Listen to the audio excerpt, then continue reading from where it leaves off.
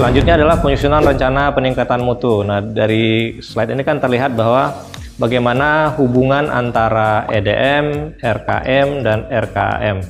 Jadi bagaimana benang merah antara ketiga ini gitu. Nah, harusnya dalam menyusun RKM itu harusnya berbasis ke RKM atau RKJM atau rencana kerja jangka menengah madrasah. Karena RKM atau RKM itu adalah rencana tahunannya. Itu harusnya berdasarkan kepada RKM atau RKJM atau rencana kerja jangka menengah 4 tahunan seperti yang dijelaskan di hierarki perencanaan penganggaran strategik tadi. Nah, bagaimana basis menyusun RKM dan RKM itu harusnya melalui proses EDM atau evaluasi diri madrasah seperti yang dijelaskan tadi, melalui analisa SWOT, kemudian melalui analisa gap atau analisa kesenjangan. Pada proses EDM inilah diidentifikasi apa yang menjadi masalah, akar masalah, dan apa yang menjadi rekomendasi program kegiatannya. Di proses EDM inilah kita melakukan analisa SWOT. Mungkin banyak strategi proses atau tools mengidentifikasi, tidak hanya SWOT, bisa menggunakan tools yang lain.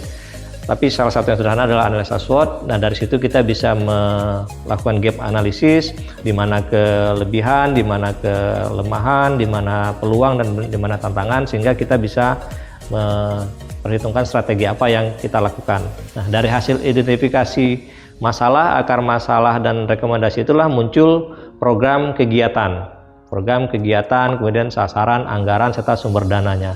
Nah, program kegiatan, sasaran, anggaran, dan sumber dana itulah yang kalau dia untuk 4 tahunan pada saat kepala madrasah pertama kali pada awal tahun menjabat, itulah dituangkan ke dalam RKM, atau mungkin dalam istilah lain ada juga yang menyebutnya dengan RKJM, rencana kerja jangka menengah atau rencana kerja madrasah 4 tahunan.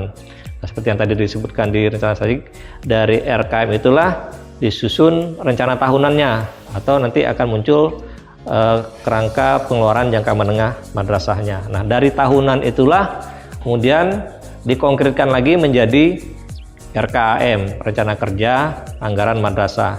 Nah, untuk selanjutnya inilah yang nanti akan diotomatisasi melalui IRKM dan EDM yang nanti prosesnya secara online.